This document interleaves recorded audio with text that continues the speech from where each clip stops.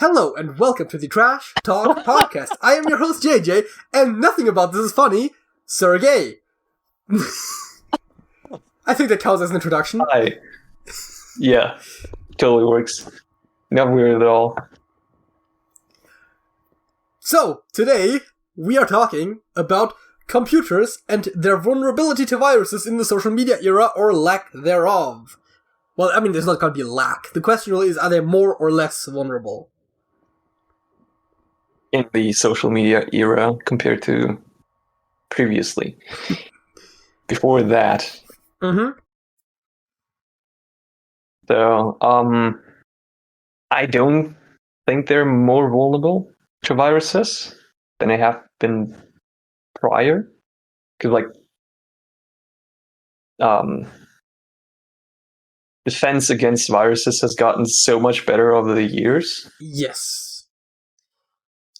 And it was so easy to not even hack, but actually hack web servers back in the day, even 10 years ago. It was trivial. Yeah. So I agree that it definitely is more secure as far as a lot of our security measures have improved. I would argue that social media itself has made us more vulnerable, though. Now, of course, alongside the improving security, that could still overall mean it's more secure. But I think it gives a lot more access points, right? Because the easiest way to, get into someone's computer is to either get them to click on a link or to download a file. Especially the latter one. And it is a lot more easy to get into contact with random people over social media. Especially if you pretend to be someone else. I've heard, there's all the stories about, someone will, word for word copy someone else's Facebook profile, and then, add all of their friends as friends, be like, hey, I don't know, something happened to my old profile, I hear this is my new one, please add me. And then, a week later, sends a dubious link or something. Yeah. So that's definitely one thing to keep in mind. Also, social media makes it rather easy, in theory. I mean, in practice, there's good security against it for the most part, but it does allow you to very easily show someone an HTML page that if HTML embeds are not cleaned up, or rather, if text that users can create is not cleaned up so that it can just straight up contain HTML tags that work, that is a very easy angle of attack. That reminds me how Twitter has introduced that really, really late. No, I think Twitter actually had it, but their application TweetDeck, which is one of the ways you can use Twitter, I believe didn't have it. So there was a tweet that went around with a little heart emoji that just automatically made a person retweet it. That only worked on users of TweetDeck, and if you saw it on regular Twitter, you would actually see the code in the tweet. But if you saw it on TweetDeck, which a lot of people are using, then you would just see the heart, and you would automatically retweet it. But you wouldn't know that you retweeted it. So, yeah. Yeah. The funny thing about that story is, though, that the whole code fit into what was it, 139 characters? There was exactly one left, so they chose the heart emoji. Yeah. the heart has nothing to do with the actual malicious code. I mean, it wasn't really malicious in as far as that was literally just the easiest way to demonstrate that problem without actually harming anyone. Yep. If there had been more space, you could have done a lot of shit with that, right? If it's self-propagating, that's that's basically how viruses spread. Just in this case, very simplified. Basically, yeah. And if you had then also been able to download something onto someone's computer, then oh boy. I mean, it would have to be just anything, right? One of those things that locks up your computer, and the ransomware type thing, where it's encrypts the hard drive, and now you need a password to decrypt it, and then they extort money from people that way. Or you could get something that just allows you access to the computer. There's a lot of things you can do with that. But I would argue that social media itself makes us more vulnerable to hacking. And also just generally the internet becoming more popular makes a lot of us more accessible, right? If you never went on the internet, in theory, you would probably not get a virus because, right, if your device isn't connected to the internet, it's very unlikely to get a virus. It's not impossible. It's just very unlikely. True. Oh yeah, my favorite way to get into someone's computer, by the way, is just to send them an infected USB drive. I think they worked in the Pentagon once, so Oof. it was something like that. Yeah, by the way, people, don't plug in random USB drives you found somewhere, especially at work. Like, don't do that. Unless, of course, you have like a dedicated, like, off-network PC, like, for just those purposes. True. Yes. Like, some people have, mostly like in the IT field, and those people probably don't need to be advised. If you have a computer for that, you probably already know not to plug it in. True. But yeah, that works surprisingly well. Just dumping a bunch of USB sticks around a parking lot. People pick it up, pick it in, get infected. What would be almost more ingenious, even, would be to set up it'd be a bit more traceable possibly, but like setting up a stand somewhere, like where you're giving away some sort of advertisement alongside free USB sticks, right? So even if the people aren't interested in the advertisement itself, they'll come up that's general advertisement tactic. So it's like not unheard of for advertisers to give away USB sticks, and those are generally empty, and we generally don't find them very dubious at all. Like, we'll use them. True. I've probably used a free USB stick I got somewhere. So, yeah. Put a virus on that. Mm-hmm. Wait. Though, the advice I was giving... You then discovered that, like, if the antivirus software actually detects that, it's easily traceable back to the stand. I mean, yeah, of course. Right, you would have to, like, do it... I was trying to give anti-hacking advice, not hacking advice, but you'd obviously do it somewhere where there's no cameras, and with either a fake company or just with someone else's company as, like, the advertisement. Yeah. And you put someone in there who doesn't have any, like, easily identifiable features, right? Like, if I had a scar over my eye, I would probably not sit down in person, because not a lot of people that have that. Yeah, just true. Sit someone down who's, like, just an average Joe Schmo to, like, give them out, and then just fold up the table, like, after a couple hours, pack everything up, walk away. By the time that people have discovered what happened, they can tell you where it was, but unless you were caught on camera somewhere, it's very hard to trace that back. This was supposed to be anti-crime, not pro-crime. I'm not supposed to give you advice on how to do crime. But, that's how you do anti-crime, though. Like, you think of possible attack points, then you kind of prevent that. My brain is really good, and like whenever something like this comes up, my first thing is like, ooh, how could I do that? But like, it's the same thing where like, if there's like weird laws, like, oh, where's the loophole? Right? Like, I'm not even like planning to exploit anything, I'm just like automatically, my brain's like, exploits. How can I, like, exploits, trickery? Programmer's mind. How can I? Yeah. Back on topic though. But with the like rise in social media and more people getting connected, isn't education about phishing and all of that getting better too? So aren't people more aware of that now than they were back then? In theory, yes. But most of what I've actually heard about phishing, especially in like ways where it's like not very niche, right? Like, I mean, of course, like if you are like a like computer programming like environment or something, that might come up, but like in like a more mainstream environment, the only place I can think of having heard is actually like radio and TV. And that was like about like 10 or 15 years ago, when that was like, well, maybe not 15. I'm only 23. But like about like 5 to 10 years ago, when that was like a big deal, when like there was like a wave of that going around somewhere. And of course, I have to admit, even though I said social media makes it easy, oftentimes those attacks are, of course, carried out, well, not phishing maybe exactly, but a lot of cyber attacks are actually carried out over the phone.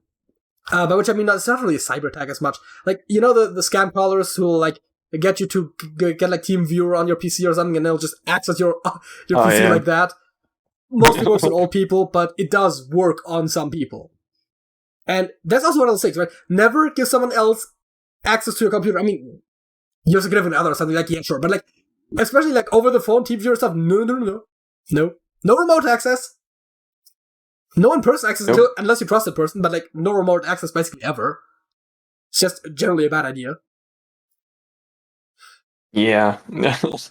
I think Sergey once gave me remote access to his computer in, like, a roundabout way, but, like through a command line. Sort of, kind of. But, yeah. Yeah. Different story, and also it's like, Sergey doesn't expect me to hack him. Which is why it's even more dangerous, because he's not expecting it. Yes, that's why I reinstalled my OS after that. I'm not sure if he's not joking. A joke, by the way. I actually did that. But, like, not because of that, right? No. I just don't didn't think like Sergey... the Linux distro I used. I was about to say, I don't think Sergey legitimately thinks I would hack him, and honestly, I wouldn't. Except maybe, like, as a joke, like, to, like, do something, like, kind of harmless but funny. Mm-hmm. I once did that, like, I think one of my mom's computers had, like, for some reason, I think by default enabled or something, or maybe I set it up myself, actually, had, like, a network share folder, which I might have had some fun with, but, I once considered installing desktop goose on your system as a joke. Oh, yeah. That's the exact kind of thing that I was thinking, right? Like, something where it's, like, harmless, but, like, kind of funny. What also works great is, like, just a cryptic text file or something where, like, there's some sort of code in there or something that looks like a code, like a coded message, but it's, like, it actually isn't, like, nothing. And you just take ages to try to decipher it. Yep. Yeah. That sort of stuff. The best codes are the ones that are literally uncrackable because they don't mean anything. Like possibly the Voynich manuscript. I still have the idea that it's just gibberish. We're way off topic, but... Though it follows, like, a lot of rules of linguistics. Yes, and which makes it even weirder. It's also written in a very, like, fluid way, as if the person knew what they were writing. Which, if you were just making up gibberish, you would either just get a lot of random patterns, like, without any sort of, like, repetition of characters and whatnot. Or, like, even if it's, like, you basically have to, like, write it twice if you wanted to make it to that quality where it's, like, write it down first, like, how you want it to look, and then write it, just copy it very fluently. But also paper was expensive back then. Yeah. Man, we're really good at jumping from one topic to another, especially without intent. Hacking. I mean, that's arguably good, though. I mean, yeah, it's just... Are you not entertained? I mean, I was about to say, the people watching this, but, like, based on our view counts, the person watching this probably enjoys that type of content. Maybe I should advertise it a bit more on the server. What was that? Wouldn't be a bad idea. Speaking of social media, we have a Discord server. Check it out in the link in the description below, which does not make sense for me to say right now, because I just said I was going to bring people from the Discord server to the video. And they are already in the Discord server. Huh. Well, anyways.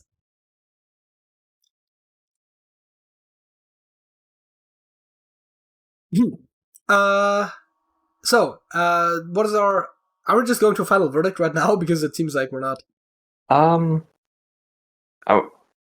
think a final thing about social media and, like, phishing, like, rather phishing than social media at all. Password managers are becoming more and more popular, even among people that don't really know that much about IT, and just for the ease of use. Mm-hmm. Yeah.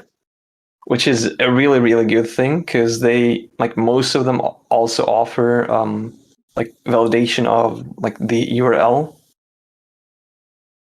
That's good. Like, they offer autofill, so and that works by URL. So if you're on a phishing site that looks identical to the one you expect to see. And like the URL is just minimally different, like an RI instead of M, RN instead of M. Yeah. Or something. Wasn't there a thing that you can now also put non-Latin letters in URLs? Didn't they change that a while back? Oh yeah. And now you can... Don't even know how old that is. Yeah. But I remember hearing about it a couple of years back, I think, when they said like they were finally making it a thing, which now means you could have like, you know, a capital alpha instead of a capital A or something, which look identical. Or, you know... Yeah, basically. Russian A, same idea. Actually, lower and uppercase, I believe. Same with the E. Yeah. Actually, I've the first time I've seen one of those URLs is what I think it was like 4 years ago when I started my apprenticeship. Yeah, it's possible. It's rather... It's also, like, very few people are going to use it because it's just... We're so used to it. First of all, like, all of the old... No one's going to change a URL because of that, probably. And new URLs are probably going to want to be in keeping with how the old ones look, so it's probably mostly used by scammers.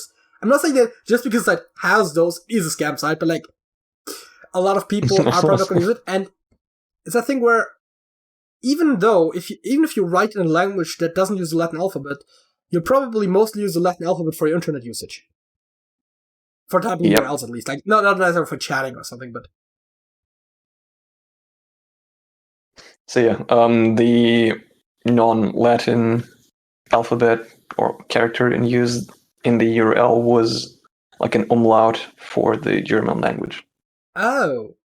Okay, that I could see a new website use, especially because German already uses the Latin alphabet, and our keyboards have the umlauts on it, so for a German it wouldn't be that much more difficult to type, whereas for a foreigner that would be a pain in the ass. And by a foreigner, I mean like someone who literally doesn't live in Germany and doesn't use a German keyboard. I mean, if you're a foreign descent living in Germany, you probably have a German keyboard. Yeah. Or not. I mean, depending on when you moved, right? Like, if you're, like, say, an American living in Germany and you moved to an adulthood, you probably aren't using a German keyboard because it's a fucking nightmare to get used to the other layout. Like, seriously, I'm typing way more in English than in German, and I had in the past considered switching over to QWERTY. But I'm still running with QWERTs because it's just so much more convenient. Not even like, okay, I can get used to switching Y and Z. That's not a problem. But like all of the other things, first of all, umlauts if I need them, but second of all, also like all of like the brackets and the slash and the dashes and all that stuff, they're all in different places. It'd be so much like it'd be such a pain to relearn that. Yes. But I also had colleagues that actually did it, and like they say it's better. Yes, I have heard. And they advocated for that. I've heard people say that the QWERTY layout has better placement for the brackets for programmers. Like, if you want to program, I think also like some of them literally don't even require like spacebar or anything. You can just have the keys. So yeah, it has advantages, but the thing about keyboard layouts is again, different topic, but we'll just do it. There are also keyboard layouts that are faster to type with than QWERTY or QWERTZ, or I mean, basically the same layout for typing. Like, for example, Dovrek, right? And if you learn Dovrek to a really high level, you could probably write faster in Dovrek than in QWERTY. But it's also going to take you a long while to get that good in Dovrek that you could just spend getting better at QWERTY. Plus, you'll never be able to type on the normal keyboard again. Right. I mean, okay. Realistically, how often do you type at someone else's keyboard? Not that often, but it happens. Yeah. But like, I mean, it's like, as long as you're not writing like long text on someone else's keyboard, you could, like, worst case scenario, use the hunt to peck method, right? And also because you probably have used the QWERTY keyboard before, you can probably still get it a little bit better than that. But yeah. I guess, yeah. I mean, not like major typist here. I'm also just like kind of writing it however it feels right. True. Right, so we mentioned phishing, right? So easiest ways to avoid phishing sites is to just type in the URL. right? Because, I mean, I guess unless they're already in your computer and they're like somehow redirecting you, but like the ones where it's just like where the URL looks similar, like you're not going to fall for that if you just type the URL. I'd say the easiest way to kind of avoid that is to use the password manager. I mean, because like that solves two problems, like remembering passwords or password reuse rather, and not being tricked by phishing sites. Oh yeah, there's another thing, the password reusing thing. Actually, that's also somewhat caused by social media, though not entirely. If one site gets hacked and their database somehow gets leaked, which normally they shouldn't be storing passwords in a readable form anyways, but like it happens. If your passwords Facebook, if your passwords somehow get out, right, and you use the same password everywhere, now people have access to all of your accounts, and so you should be using different passwords. And of course, due to social media, you have a lot more passwords than you would have had back in the day, maybe. Though they do also, to some degree, act as centralizers, and because oftentimes you can log into into websites through Facebook or Google, you could, in theory, actually cut down on that again as well. So it kind of goes a bit both ways. You probably have more accounts than people had 15 years ago, 15, 20, 30 years ago, whatever. But you also could, in theory, use multiple accounts, like, through one service, basically. Like, again, like the login with Google type stuff. And that way, I mean, then, of course, if your Google account is compromised, then everything is compromised again. But that way, like, if a random service leaks your login credentials, it doesn't really matter. Oh yeah, whenever I guess on some site that you like wouldn't necessarily trust as much, use a different password. Use a different password and consider using a temporary email address. Oh yeah, that too. But oh yeah, especially like your email address probably shouldn't have the same password as any account that you use with that email address.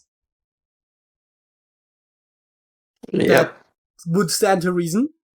Because otherwise, if that account gets accessible by them knowing your password, then they can also get your email address. Which is bad. Real bad. Especially if you have a lot of accounts hooked up to that email address. Mm-hmm.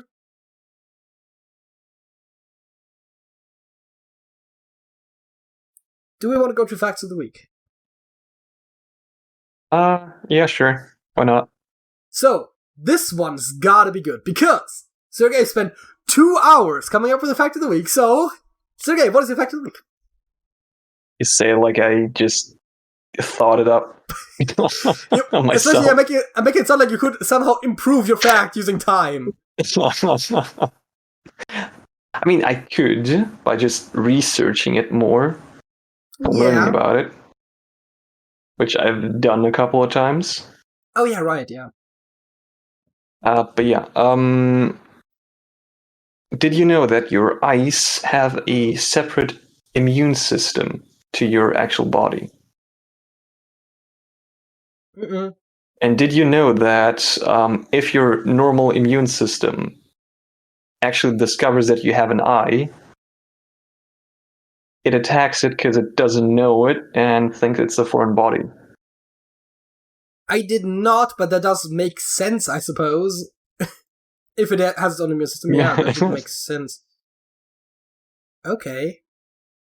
That's so there are a lot of cases where like an injury to one eye leads the other one to get attacked by your immune system and you losing both eyes. Oh, that's not good. I need those. Ew. For seeing. I guess it kind of makes sense because your eyes, like, the only way they're connected to your body is through the optical nerve. Like, everything, I mean, yes, they're, like, in your eye sockets, but they're, like, just in there. They're not, like, attached to it. So it somewhat makes sense. To some degree. Because for those interested in, like, looking that up, this thing is called immune system priority, or... Wait a second. Oh, God.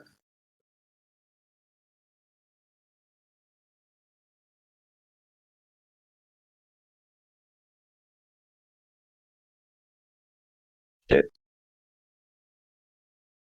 Something to do with immune and priority. I don't know the exact wording anymore. Can't find it. Shit.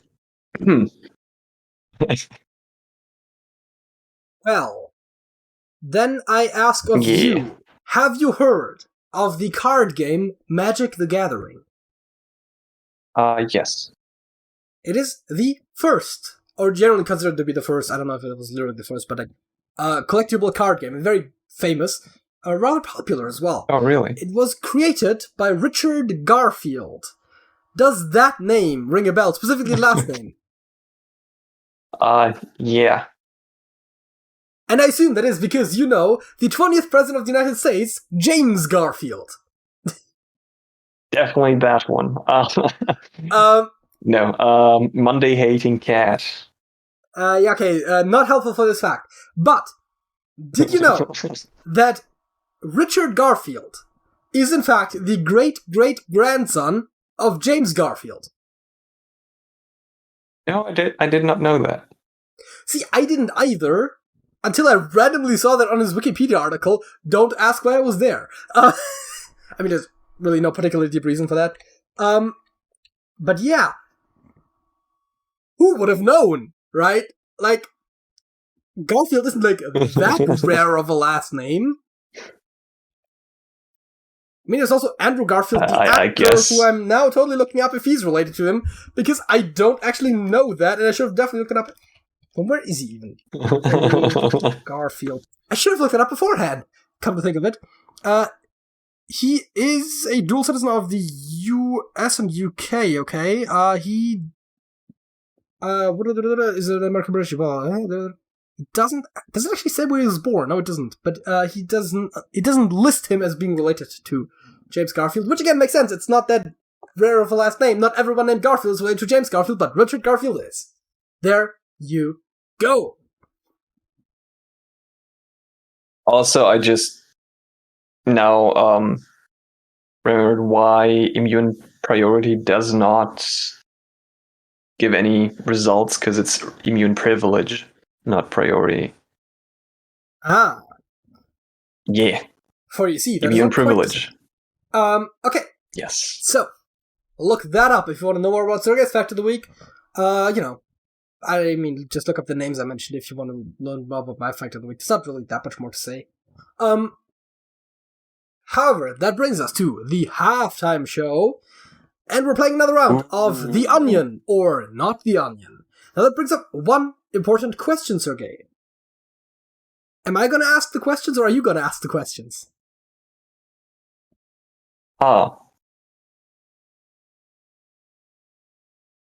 asked the question last time, so how about you ask me? If you want to play along at home, well, if you want to play along at home, you can literally guess before Sergei does. But also, if you want to play the game with someone else at home, you can just go to reddit.com/r/theonion plus not the onion. That is a plus symbol, and everything else is spelled with letters.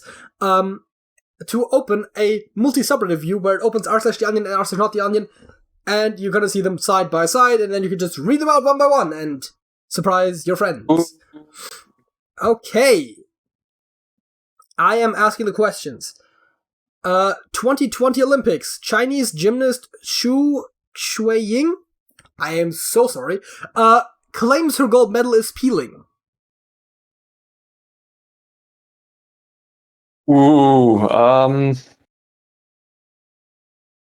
Not the onion? That is not the onion. Ooh, God. That's not good. Yeah, it isn't, it's like not good if true. Honestly, no, I'm not gonna say that. I'm not gonna say that. Michael Caine says he spent 8 years trying not to blink. That's... God. I don't know names and people associated with them.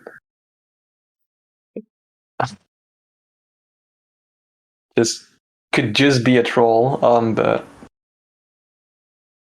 not the onion. That is not the onion. Go with the troll theory. I assume that does not.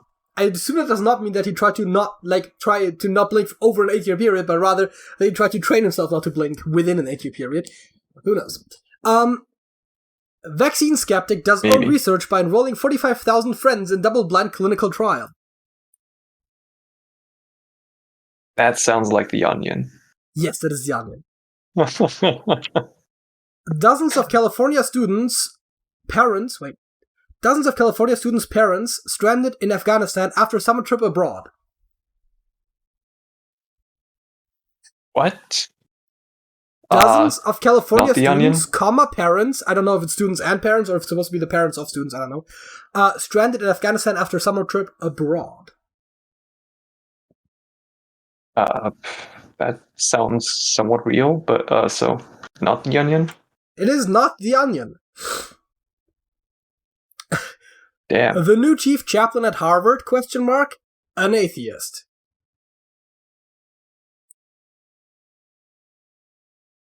The Onion. That is not The Onion. Ooh. California looking to pay drug addicts to stay sober. That sounds real. Not The Onion. That is not The Onion. Cactus scientists recommend drinking 8 cups of water per year. That sounds really like The Onion. Is that your answer? Yes. It is in fact The Onion, yes.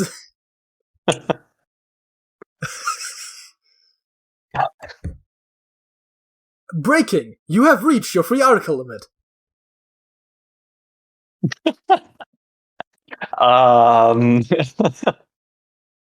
Shit. That could be real. Gonna go with the more obvious one, The Onion. Though I wouldn't be that surprised if it wasn't. I mean, there's real news outlets, obviously, that have an article limit, like a lot of them do. But it won't be a headline, right? So, yes, it's a play on that. Would it, though? That could be like the next evolutionary stage of clickbait. No. Tyson chicken plants offer employees $10,000 to get vaccinated.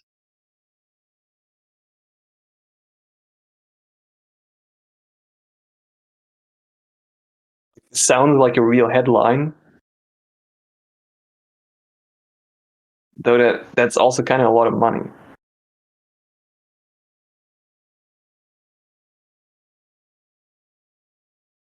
Gonna say real, so not The Onion. That is, in fact, not The Onion. A model of Jeff Bezos' rocket that looks like a sex toy selling for $69. That just sounds real, not The Onion. That is not The Onion. I mean, obviously, a lot of people have remarked that Jeff Bezos' rocket looks like a penis.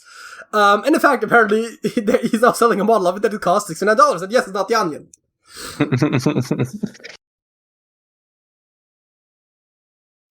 Dangerous seawalls. Naples sues property owners. Turns out, city owns them. Could you read that again? Dangerous seawalls, ? Naples sues property owners. Turns out, the city owns them. I guess it's real. That is real. They tried suing themselves because their seawalls were dangerous. Which, I mean, good job at recognizing that, but why did you build them dangerous in the first place? Great.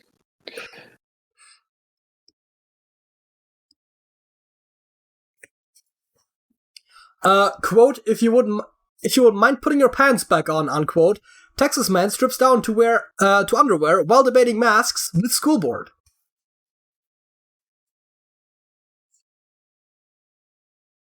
That sounds real, not The Onion. That is not The Onion. God damn it.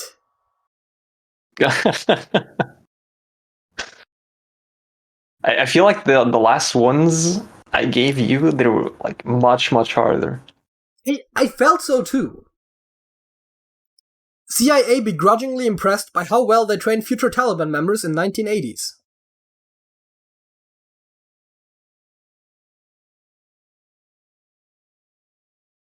That gotta be The Onion. That is The Onion, yes.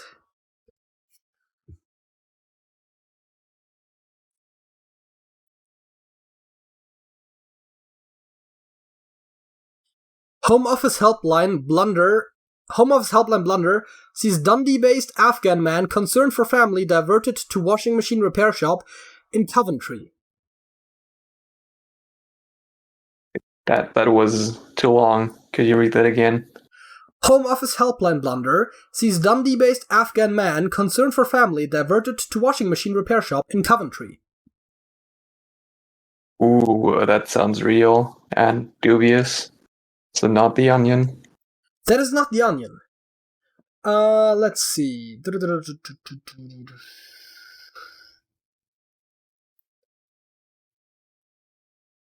Times' March Through Time brings Martin Luther King Jr.'s I Have a Dream speech to Fortnite.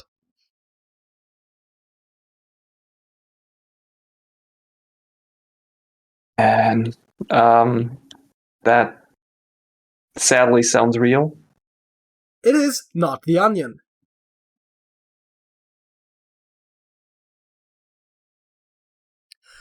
Taliban urges women to stay home because fighters have not been trained to respect them. That sounds like The Onion. It is not The Onion. Wait, what? That is a real headline. From StraightTimes.com. And also, he would have spelled Taliban differently. Yeah. Weird. They spell Taliban with an E instead of an I, but in the text under the image that they have as the header, they do spell it with an I. I mean, to be fair, it's probably an Arabic word, so who knows? They might both be like equally valid romanizations, but still weird. When the Taliban were last in power, Afghan women were generally not allowed to leave their homes except under certain narrowly defined conditions. Those who did risk being beaten, tortured, or executed. In the 9 days since the Taliban swept back into control, its leaders have insisted that this time will be different. Women, they say, will be allowed to work, girls will be free to attend schools, at least within the confines of their interpretation of Islam.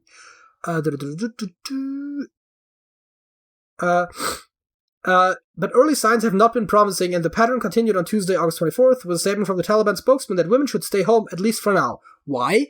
Because some of the militants have not yet been trained not to hurt them, he explained.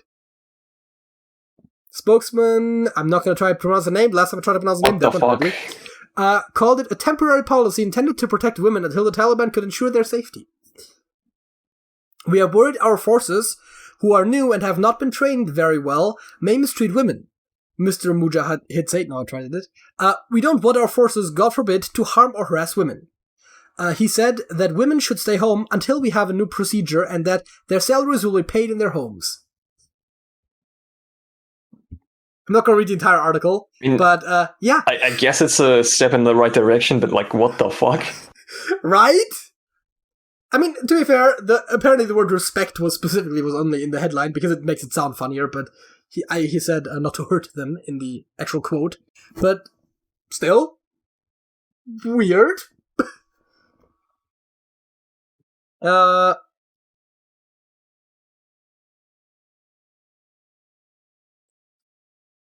Behold, the anus, an evolutionary marvel.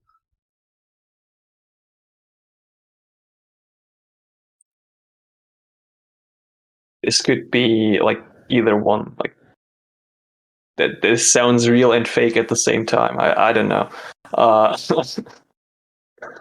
I'm gonna say it's real. It is not The Onion. That is correct.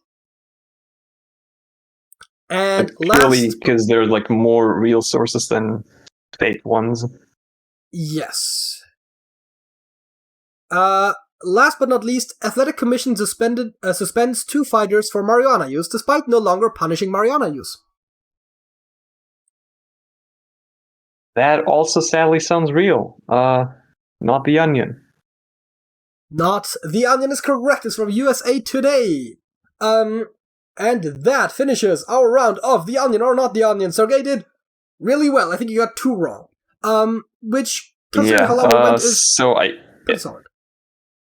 If I counted correctly, that was like 16 out of 18. Sure, I only counted the wrong ones because there wasn't that many, and I didn't even intentionally count them. I just remembered there being 2 instances. Yeah. That is good. That's way better than I did last time, which is interesting because historically I was really good at this, and Sergey, the first time we tried it, was not. I mean, he wasn't terrible, but not nearly as good as I was the first time. The first time we tried it, I haven't figured out the pattern yet. Yeah, the first time I tried it, I think I had a run of 10 or 15 that I got back to back all correct. But yeah, this one was pretty good. Last time I did horribly, which I already said. Second topic, we are going back to one of our favorite websites to steal prompts from, and that is ConversationStartersWorld.com, which we will use to start a conversation between the two of us. And actually, these ones are not in conversation starters. They're closed-ended questions. They're conversation enders, if you will. They say, the opposite of a... No, not that. Closed-ended questions are often... No. Closed-ended questions are questions that can be answered with a short, fixed response. For example, answers might be yes, no, blue, or the Great Fire of London. I love that example. What? I love that example. Oh, yeah. Yes, no, blue, the Great Fire of London. Ah, yes. When in doubt, the answer is 1666. Okay, Actually. We'll just take it from the top and we'll just both answer the questions. And then maybe we'll have a debate about it, maybe we won't. We'll see through how many questions we get, and then at some point in the future, we probably will do this again. Because we're very creative. And honestly, these can oftentimes be very fun. You'll get, especially, we've looked through the list, and these ones, as they say themselves, they can be, some of them can be very deep, and the others can be, very basic, and we'll just get a bit of emotional whiplash here. I think we're going to start with the example questions, because why not? I'm not sure if they're in the list. Ooh. So instead of 100 questions, we actually have 103 questions. So, Gay, how many hours of sleep do you get on an average night? What time span do we take the average from? Last 2 weeks? Last year? I mean, I would probably say, last couple months. Okay, that works. Realistically, we should probably around 7 to 8. I would say about 9 to 10. Pretty good. Yeah, honestly, I'm not that happy with it, because in a way, some of that is wasted time. I don't know if I need 10 hours of sleep. That's the problem, right? If I need 10 hours of sleep to, be at full efficiency and to be healthy and all that stuff, yeah, sure, right? It's not wasted. But if I can do just as well with 8 hours, then I'm effectively wasting 2 hours every single day doing nothing, which would be pretty bad. So, I will have to see about it.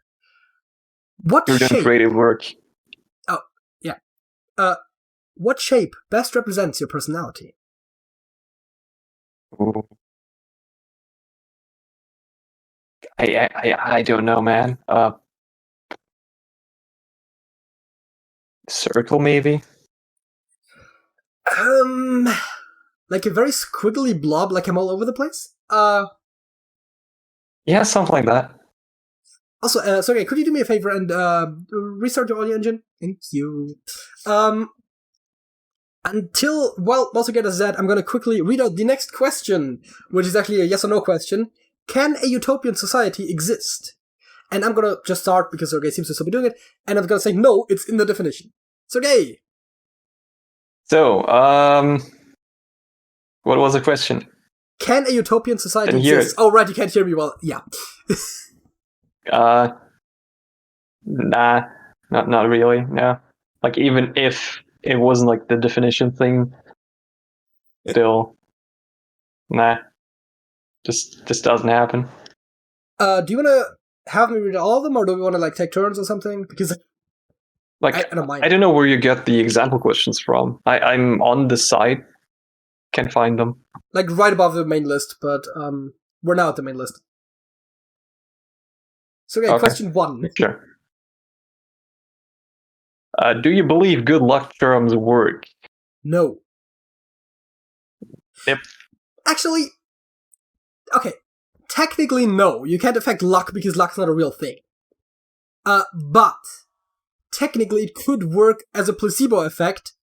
If you're doing like a sport and you have a good luck charm, it could make you perform better because you mentally feel that you're going to do better. So it could technically partially work. Confidence.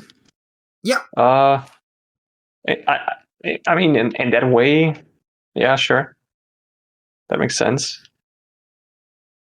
What is/was your favorite history in school? So what though?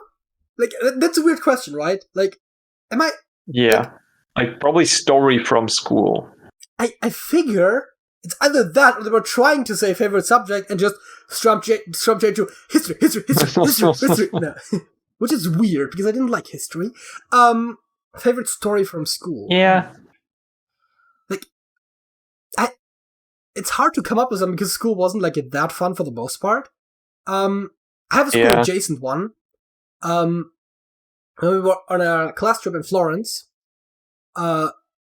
me, Alex, Joe, and Matt went to a restaurant, and we all ordered desserts after the main meal, and everyone but Joe ordered a tiramisu. And so the waiter comes out, gives Joe his dessert, and then looks around the table and asks, "Tiramisu?" And I thought that was funny.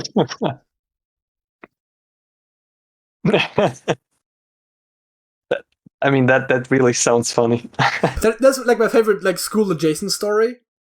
My favorite actual school story is probably, it's hard to say. There's a couple funny things that happened, but like the one that is easy to explain without like having to go into like a big story would probably be the time when Alex, Jesus, and I, and maybe Matt, sat in a classroom, social science class, I believe, and we were playing blackjack. Don't ask why we were playing blackjack during class, it doesn't matter. And Alex managed, and I know Alex is good with cards, but I don't think he was doing anything funny, but he managed to deal every single one of us a 21. So that was fun. I think we all like got it straight through with like 2 cards, I want to say. But we all ended with 21. Like, he's like, 21, 21, 21, 21. Okay, dealer has 21. It's like, fucking hell. So yeah, that was fun. Nice. Yeah, the funniest thing I could come up with in that time was like when we tied one of my classmates to like a drain pipe. Like, that's somehow funny. I don't know. Yeah, that doesn't really work as a story. Like, it wasn't like actually tying him to there. It was like just loosely like wrapping these bands, like, do not go here. Okay. Like, to like for example, like if police yeah, police landed across. Yeah that stuff. I don't know what to call them. Language doesn't work right now. I don't know. That's a good question, actually. Don't know. Actually, on second thought, no. The funniest one was when when the teacher left the room, like, for literally a minute, and we managed to break a table in that time. Like, actually just split it in half. Okay. I could see. See, the thing is, right? Both of those sound like you would have had to have been there to understand why it's funny. Yeah. Right? So I was trying to go for something that, like, just works as a story, kind of. I mean, it wasn't that deep, I get it, but, yeah. Sergey, what social media platform do you use most often? If Discord counts, then it's that. Like, Discord is literally in my auto start. Yeah, okay, I mean, my main question is, does YouTube count as social media, right? Because it's like user-generated content, right? So yeah, it's YouTube. User-generated content with that'd comments. be a close second. Because I think for me it's literally YouTube. Just based on like time I've spent on it, like the amount of actual individual interactions might be Discord, but also outside of servers, it's not really social media as much as it's literally just like a texting app. Yeah, I guess. Do you like where you live? No, not really. Actually, I've never been to where you live, have I? No. Huh. I actually like this place. Like, I don't have a lot of frames of reference. Like, this is the only place I've ever lived, like, sustainably, like... Yeah. like, for more than, like, a week. For, like, but it's, like, not living, it's, like, being in a hotel or something, right? Like, I've never... Like camping. I mean, yeah, like, camping. Like, weekend home, right? But, like, I've never, like, lived somewhere else. Like, for, like, an extended period of time, so it's hard to compare. But I'm pretty happy with it. Like, from, like, a location and, like, not a lot of neighbors. Well, it's not in the middle of the city, is what I'm saying. It's, like, not very busy. Yeah. There's, like, the forest right there. We have a lot of space in the house and around the house. It's nice. In, like, the grand scheme of things, I don't know. Like, it's a pretty nice place. Yeah, no, but I'm saying, like, if we go, like, larger scale, like, do I like living in, like, North Rhine-Westphalia, Germany? Like, I don't know. I've never lived anywhere else. It's hard to say. Right? Like, there's clearly worse places.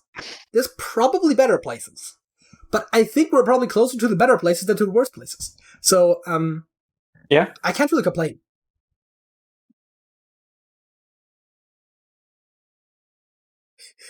What company do you despise the most? Despise? Or most? Yeah,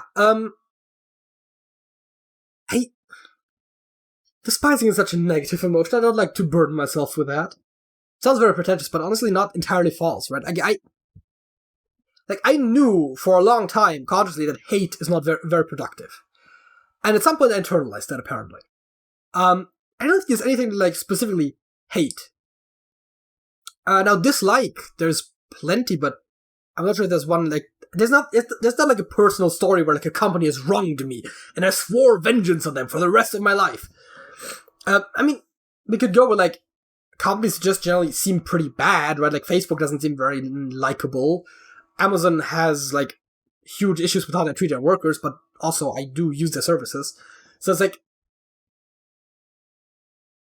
it's that sort of thing, but I don't have anything in particular, I think.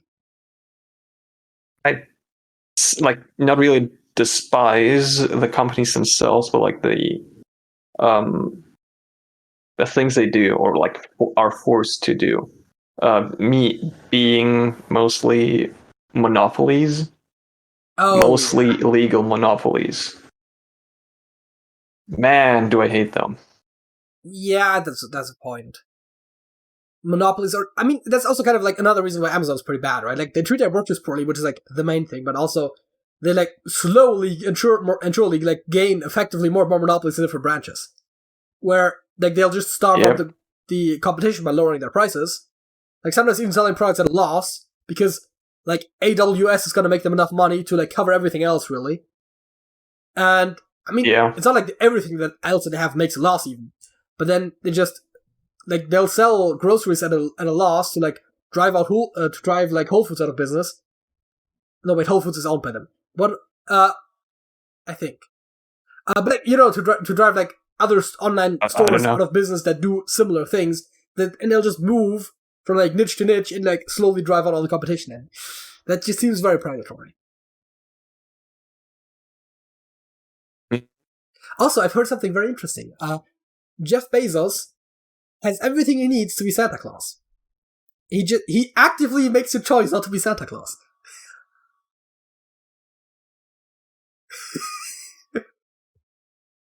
International shipping, Amazon has wish lists. How I feel about that.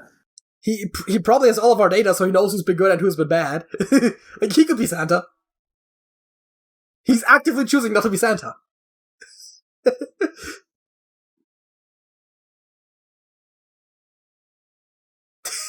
Okay. I mean, it's obviously just a joke, right? But like, theoretically, if he wanted to act like Santa, he probably could. Which is kind of wild, because we always thought Santa was so impossible because of like all the things that he does, and now like there's people that could realistically do that. Not like literally go down every single chimney in the world, but like he could deliver presents to like everyone in the world. He has the logistics to do it. And that alone is kind of scary. Not only that, he has enough data through like other means to know your behavior. Yeah, and enough money to just give out presents to people. Yeah, he can afford it. Yeah, it'll hardly make a dent. Exactly. But that is not what we're talking about today. Yeah. How many billions does he have? I don't know, man. Too many. Let's see. Jeff Bezos. Nope, that's an S. Net worth.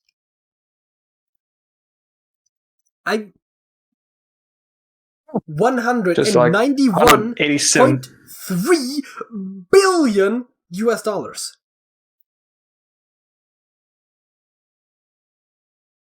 According to Fortune.com. Nice.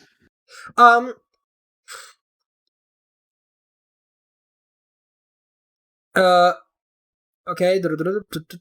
Yeah, he apparently used to have 207 billion.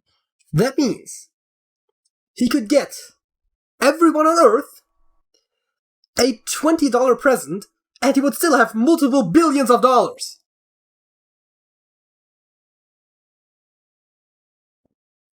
I mean, okay, like, obviously, like, not plausible for long term, like, he's not gonna make another $100 billion next year, probably, but, like, the scale of that! How much money does one person need to have? Also, it shows me that people also search for Elon Musk, $185 billion US, Mackenzie Scott, $55.6 billion, Jeff Bezos' ex-wife. Like, I'm not saying... I always find it crazy how much money she has just because she divorced him. Like, not saying that she doesn't deserve that money. Like, I mean, she doesn't because no one deserves that much money. But, like, obviously, like, she worked into creating Amazon and, like, she deserves to get money out of the divorce. But the fact that Jeff Bezos is so fucking rich that his wife, after divorcing him, well, ex-wife, I suppose, was, like, the 8th richest person in the world, is kind of whack. Yeah. What's even more whack is that Jeff Bezos isn't even close to the historically richest person that lived on Earth in the last, like, 200 years. Wait, like the guy who would always, like, give people gifts and inflate the gold prices everywhere? I'm talking about that guy? Wait, what? I don't know, maybe I was thinking about something else. I'm talking about railways. My story might have been older, but yeah, no, Okay. it's nuts, right? Like, that's too much money. Like, yeah, like I don't think anyone needs more than maybe a couple $1 million. Or like, I mean, if you want to like live the rest of your life with the money that you have or something, like, listen, right? Let's just take everyone who has more than $1 billion, like, just gives the rest away to, like, you know, offset other people's taxes so that we don't have to tax poor people even more. And, like, help with social security programs and, like, fight global warming and, like, all of that stuff, right? You could, like, cover probably the world's government spendings and like, all that stuff. Like, we need no more taxes. If we just took away everyone's money that is more than $1 billion. For, like, at least a couple years. Probably. I didn't actually do any math on that. But still. $190-something billion. This man had almost 200 billion. I mean, he had at some point over a net worth of over $200 billion. I know I'm hammering this. I'm kind of going in a circle here, just repeating that fact, but I feel like it cannot possibly be overstated that this man has $200 billion. Yeah, that is wild. I don't have brain capacity to comprehend the scale of that. There's people that live in the same country as him that are starving, that are dying, not starving, though there's probably some there too. They're dying because they cannot afford things they need to stay alive, like mostly medication. Like, there's people that are dying because they can't afford those things. And this man has $200 billion. He could, at the very least, without taking a serious dent to any of his money, like, prevent that from happening. And you can literally say that those people, I mean, like, that's something that goes through the news every now and again. Like, he's probably, at least in theory, you should be aware of that. Meaning that all of the billionaires in the world basically choose to let people die of preventable causes because they like their money that much. That is something that I despise. There we go. Now I got work time.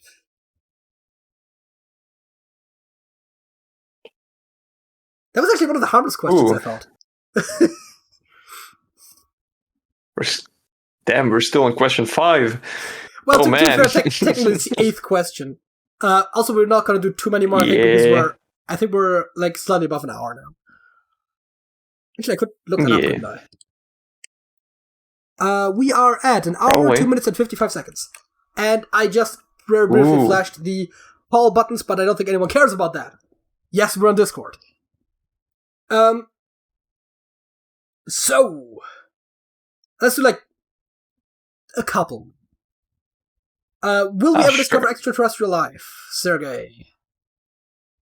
If we don't, like, kill ourselves first, yeah. Okay, I'm gonna give a twofold answer to that. First of all, will we discover extraterrestrial life? Will we discover something that was at one point alive, and that is extraterrestrial? Yes. Probably within our own solar system. Possibly on Mars. Will we discover something that is currently alive? Who knows? It's hard to say. We'll probably, at some point, get signals that infer that it's probably the case, but definitive proof depends on how far out we have to go for that. It's very possible that there was life on Mars, or Venus, I think, is also a good candidate for that. Is Venus still the Goldilocks zone? I think it is, right? No, it's like right between Earth and Mars.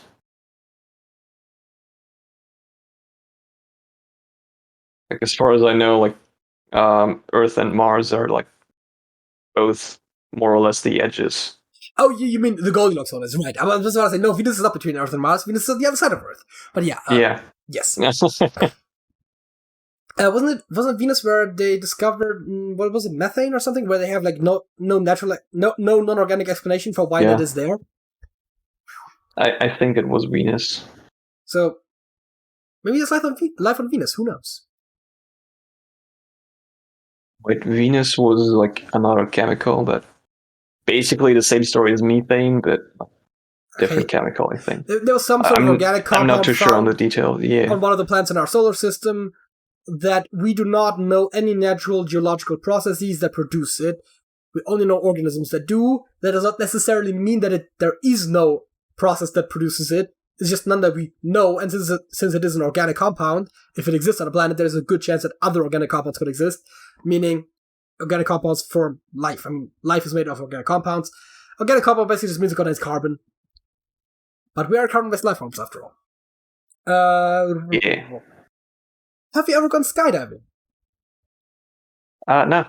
No. What hobby do you spend... I wanted, though. What hobby do you spend... Oh, yeah. Kind of, but I'm also afraid of heights. Which, like, is very counterproductive. I'm too. Hey, low-key want to do it, but I'm also, like... I realistically know there's nothing to be particularly afraid of, especially if you do, like, the partner job with an experienced, like, skydiver. Like, how they usually do it for summits anyways, as far as I'm aware. Like, they'll oftentimes, like, partner up with, like, an instructor. There's very little that can go wrong there. It's very safe. But it's still so scary, right? Just because I rationally know it's safe. And let's do one more, and then... You know what, let's do two more just to end on an anticlimactic note.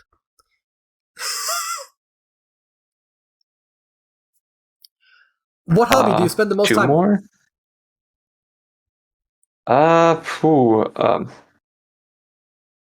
Nowadays, probably Beat Saber. Spend too much time on it, probably.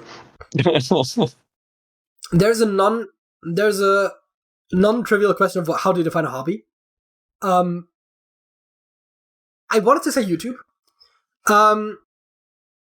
because we do like record right now. We record once a week, and every now and again I make another video. Then there's also prep for the videos and everything.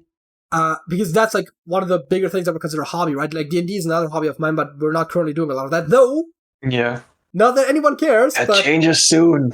Our D&D group is getting back together, so that's cool. But like, I guess you could say like, you know, playing video games, watching TV. If you come off with those as hobbies, like, it's probably watching, like not literal TV, but like, you know, streaming Netflix and stuff. Like watching TV shows. That's kind of like a boring answer. And like, one of the most anticlimactic questions on this list. We gotta quickly answer question 9. Sergey, how often do you brush your teeth? Once a day. Really? Yeah, I know I should do it more, but yeah. I mean, realistically, when? And then I'm gonna ask that first. When? Before I go to bed. Yeah, honestly, I don't have like a huge problem with that. So I do twice, which is like very common. Like once after getting up and once before going to bed. But like the after getting up doesn't really make that much sense because like I haven't consumed anything in between, so it's like not that necessary. So I think once a day is technically fair, but yeah, maybe not. Like I never get why you'd brush your teeth like before breakfast. I never understood that. I know there's a thing where people do it after breakfast, but it just kind of feels weird. Like, I like, it's kind of like the thing where, like, I, like, get ready, like, first thing in the morning, like, I put on my, like, you know, I a little bit of washing, brushing my teeth, getting on my day clothes, and then at night, like last week before I go to bed is, like, you know, I wash myself or have a shower. Actually, I have showers in the morning. But, like, you know, wash myself, brush my teeth, put on my pajamas, go to bed. So, like, for me, that's, like, the first and last thing in the mornings. First thing in the morning, last thing in the evening. So, I thought it was going to be more anticlimactic, honestly. I thought it was just going to say twice a day and be done with it. Yeah. Do you want to round it up with a, like, good number? 10? Well, we should have really stopped at 8 then, but let's do 10, I guess. I mean, yeah, sure. What sport do you watch most often? It's actually not even that trivial. Okay, it's probably either American football or wrestling. Like, professional wrestling, so like the non-competitive variety. I don't watch football as much anymore. Well, I mean, it's seasonal anyways. But I used to watch football for like a brief stint. I'm not sure if I'll get back into it next season. I'll see. And I also am currently not watching wrestling, but I was into it a couple times, and I've watched more wrestling in my life, by far, than football. But at any particular point in time, it's probably, like, if I'm watching both, it's probably a toss-up. Yeah. For me, like, if watching other Beat Saber players play Beat Saber counts as watching sports, then that. Only if it's a tournament. But if not, I mean, yeah, sure. Because it's if esports not, if it's a then tournament, it's otherwise probably it's just chess. gameplay. Oh, chess. See, you give the kind of answers that you would expect one of us to give, right? Like it's esports. Like, it's chess, right? Like the, I'm not into actual athletics type of answers, but like, Alex at one point got me into football, and I also always like, I got myself into wrestling. I kind of like it, actually. It's not even like, it's definitely a sport, right? Like, some people will say, like, oh, it's not a real sport. Like, it's scripted. That does not mean that it's not athletically difficult to do some of the things that I do. Not all of it, but some of it is definitely, like, actually, like, very athletic still. But it's also, like, story in there, so it's, like, a little bit also like watching fiction. That finishes the second topic and brings us to the songs of the week. Change camera angle. There we go. And Sergey, what is your song of the week? My song of the week is You, as the letter, by Millennium Parade.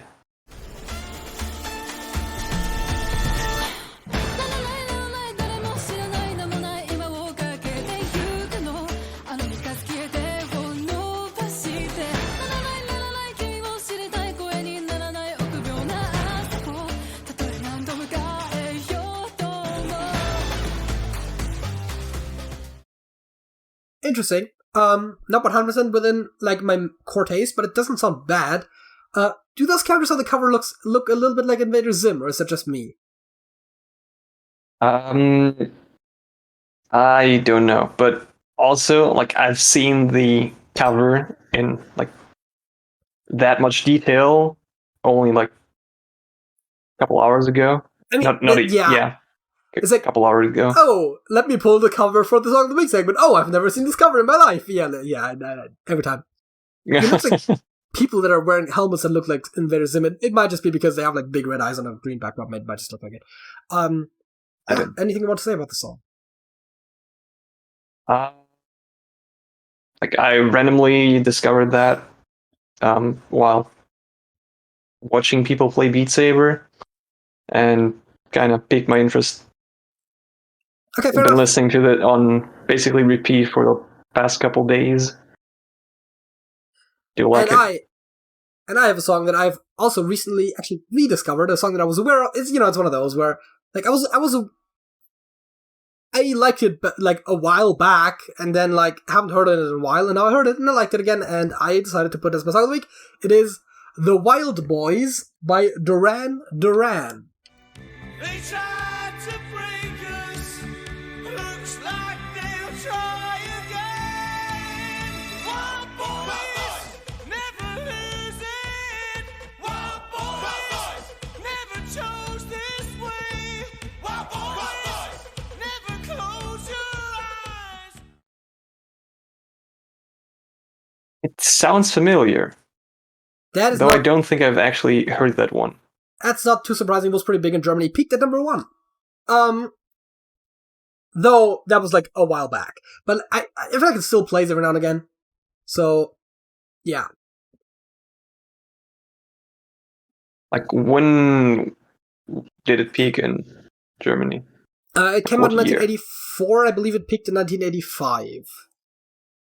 Oh, okay. That was a while ago. Before you were born. Well, before we were both born, really. Yeah. But yeah, I mean, sometimes older songs play, and the fact that it was at one point very popular doesn't necessarily is a surefire indicator, but yeah.